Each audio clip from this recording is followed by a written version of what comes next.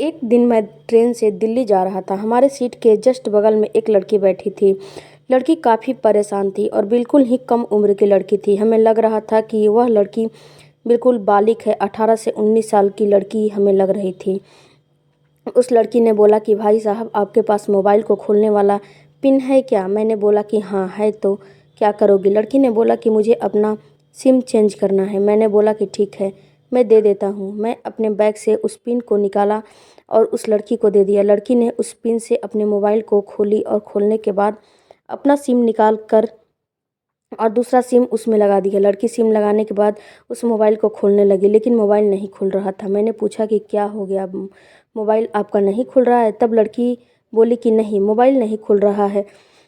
मैंने उसका मोबाइल लिया और मैंने पूछा कि यह नया सिम है क्या? लड़की बोली हाँ बिल्कुल, यह नया सिम है। मैंने बोला कि यह थोड़ी देर बाद एक्टिवेट होगा। लड़की बोली कि ठीक है। मैंने बोला कि आपको कहीं कॉल करना है तो मेरे मोबाइल से आप फ़ोन कर सकती हैं। लड़की बोली कि नहीं।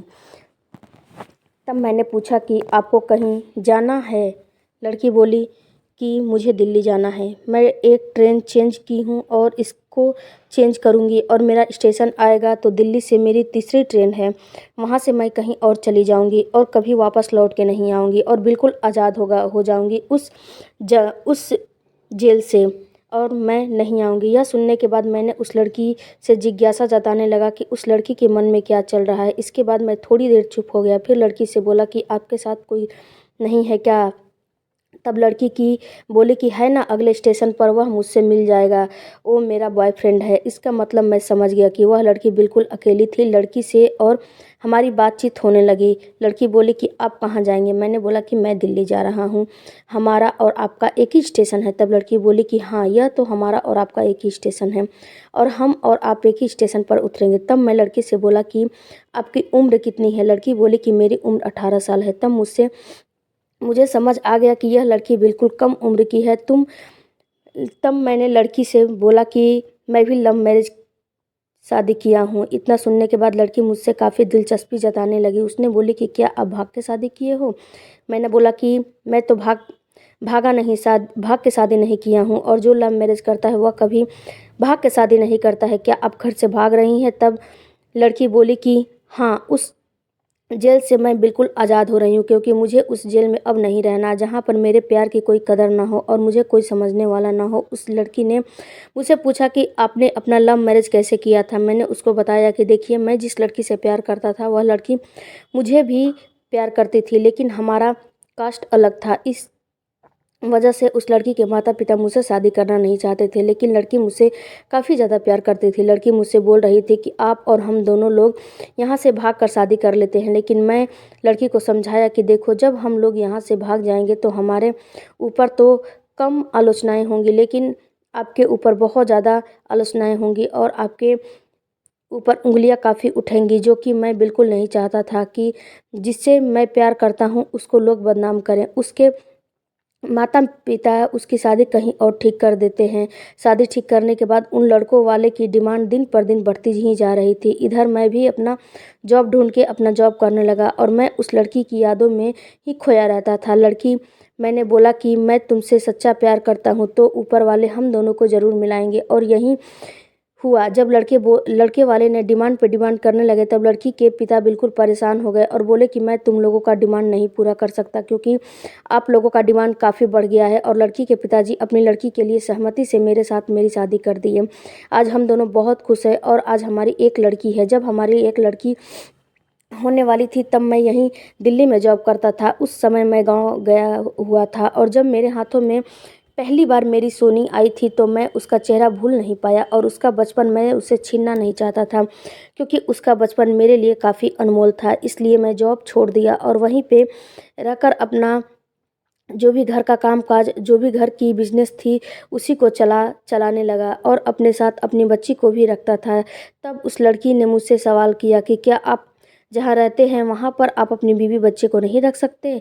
मैंने बोला कि मैं जिस कंपनी में काम करता था उसकी सैलरी इतनी नहीं थी जो कि मैं अपनी बीवी और बच्चे को वहाँ पर रेंट पे और आराम से ज़िंदगी दे पाता, लेकिन यहाँ पर मेरी बीवी बच्चे अपने दादा दादी, अपने चाचा चाची सबके साथ घुले मिले हुए हैं और काफ़ी खुश हैं, और मुझे भी एक काफ़ी अच्छा लग रहा है। उसका बचपन कितने दिनों का था। उसके बाद मैं 5 साल के बाद फिर से जॉब करना शुरू कर दिया और मुझे ऊपर वाले की कृपा से और मेरी लड़की के भाग्य से एक अच्छी कंपनी में जॉब मिल गया और हम लोग यहीं दिल्ली में अब शिफ्ट हो गए हैं। हमारी लड़की जब 8 साल की हो गई है, एक माता-पिता जब बच्चे को जन्म देते हैं तो उसके लिए अपना सब कुछ त्याग देते हैं। जैसे-जैसे मैं बोल रहा था वैसे-वैसे वो लड़की अपनी नज़रें झुकाई जा रही थी। मैंने उस लड़की से बोला कि आपके माता-पिता जब आप नहीं जाएँगी तो आपके पिता का वज़न बिल्कुल कम हो जाएगा। आपकी माता कितने दिनों तक खाना नहीं खाएँगी और सूख जाएँगी। आप तो अपनी ज़िंदगी ऐसे आराम से जिएंगे, लेकिन आप पीछे पलट के अपने माता पिता के बारे में नहीं सोचा। मैंने उस लड़की को समझाते हुए बोला कि जो लड़का आपसे प्यार करता है वह आपसे प्यार नहीं करता, वह आपको इस्तेमाल करने के लिए भगा रहा है, क्योंकि जो इंसान सच्चे दिल से प्यार करते हैं वो कभी भागने को नहीं बोलते हैं और कभी यह नहीं बोलते कि तुम मेरे साथ भाग जाओ। कुछ लोग तो ऐसे हैं कि अपना अय्यासी को पूरा करने के लिए लड़कियों का इस्तेमाल करते हैं, उसके बाद छोड़ देते हैं। और तुम्हारा आशिक भी इसी में का है, वह बिल्कुल अय्यास है। अगर तुमसे सच्चा प्यार करता तो तुम्हें 3-3 ट्रेन नहीं बदलना पड़ता और तुम्हें अपने सिम को चेंज नहीं करना पड़ता ताकि तुम्हें कोई ट्रैक ना कर लिए।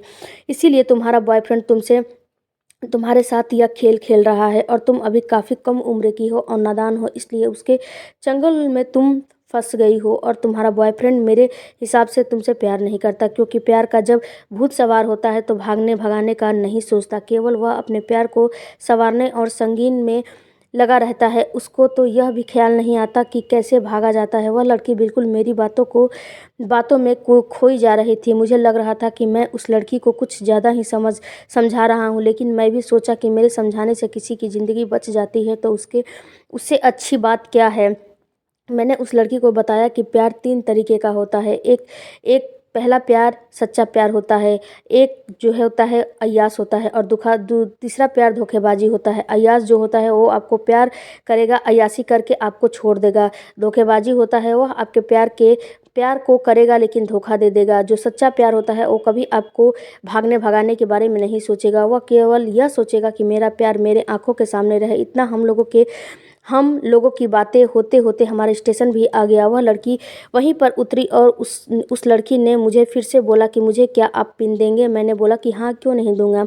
मैं लड़की को फिर से एक बार पिन दिया। लड़की पिन से अपना मोबाइल खोल ली, बस सिम को वहीं तोड़ दिया और अपनी पुरानी सिम लगाया और अपने पापा को फ़ोन की और पापा से फ़ोन पे बातें करते करते रोने लगी और बोली कि पापा आप चिंता मत करो, मैं फिर से लौट आ रही हूँ, मैं उसके साथ नहीं जाऊंगी। मैं उस लड़की को समझाया कि अभी आपकी एज काफ़ी कम है और जिस जगह को आप नहीं जानती उस जगह पे आप अपने आप को क्यों वहाँ पे जा रही हैं। वह चंद दिनों का आपका अय्यासी है और कुछ नहीं है। इतना सुनने के बाद वह लड़की की आंखों से आंसू गिरने लगे और लड़की को सारी बातें समझ में आ गई। लड़की ने मेरे धन्यवाद बोला और लड़की बोली कि अगर आप नहीं होते तो शायद मेरी आंखें नहीं खुलती। दोस्तों, आजकल की लड़कियां यही कर रही हैं। जो माँ बाप 20-20 वर्ष का पाल पोस के बड़ा करता है, माँ बाप पराया हो जाता है और जो चंद दिनों के लिए आपकी ज़िंदगी में आता है उसको आप अपना सब कुछ समर्पण कर देती हैं और अंत में करता क्या है कि आपका सब कुछ ले लेता है। लेने के बाद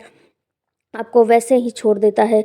तो जो लड़कियां इसके करती हैं, इश्कबाजी करती हैं, प्यार करती हैं, उन लोगों से मेरा नम्र नम्र निवेदन है कि जो आपके माँ बाप बोलते हैं वहीं आपकी भलाई के लिए बोलते हैं और जो आपका आशिक बोलता है वो अपनी भलाई के लिए बोलता है, अपनी अय्यासियों को पूरा करने के लिए बोलता है। इसलिए आप ऐसे कदम उठाने से पहले अपनी मम्मी पापा के बारे में एक बार ज़रूर सोचें। दोस्तों, आपको यह स्टोरी कैसी लगी मुझे कमेंट करके ज़रूर बताइएगा और आपकी इस स्टोरी पर क्या राय है मुझे ज़रूर बताइएगा। मिलते हैं अगले वीडियो में, तब तक धन्यवाद।